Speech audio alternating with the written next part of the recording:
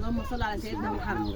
حبايبي عاملين بسم الله ايه؟ الرحمن الرحيم. ايه يا ابو عمار؟ انا بص بقى بسم الله الرحمن انا الرحيم. مطلعه فيديو مخصوص عشان ده العصير حته جبنه اخرج.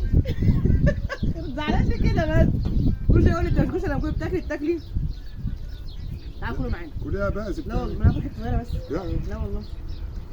طبعا شفت لا، كلها الكوتشينه اللي حلوة الحاج والله. عملوها النهارده. حلوه والله. والله العظيم حته شطه حمراء ممتازه. طب والله حلو. ده فطير بقى عملوا لنا ارض كده حلو والله. ده فطير ايه ده اسمه ايه؟ لف ولا لف فطير إيه؟ ارضي او لف يعني ايه منه فيه كده. مش تقول ايه؟ الناس تيجي يطلبوا معاكي كده. تعالوا اتفضلوا معانا الغدا. ولا انت اللي والله العظيم والله وحشتوني. انا بس انا كنت تعبانه فده اللي كان حاشني عليكم الفتره اللي فاتت دي كلها. فرجع لكم تاني بقى. والله العظيم عشان حاجه احلى قعده القعده دي.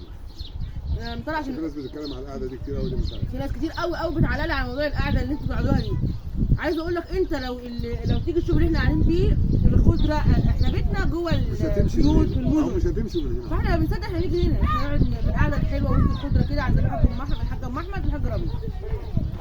فهي القعده حلوه احنا نحب القعده دي في الارض كده والخضره والاكل الحلو ده. بتعمل ايه يا ام عمار؟ بتعمل ايه يا ام عمار؟ بتاكل.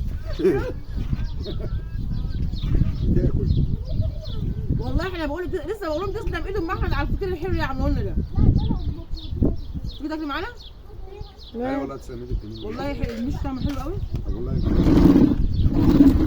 لا والله يا لحمه لا والله ده احلى. بعدين بقى عشان ام احمد بقى ايه بتحضر نفسها للهوبر اللي جاي في رمضان. عندك مناديل؟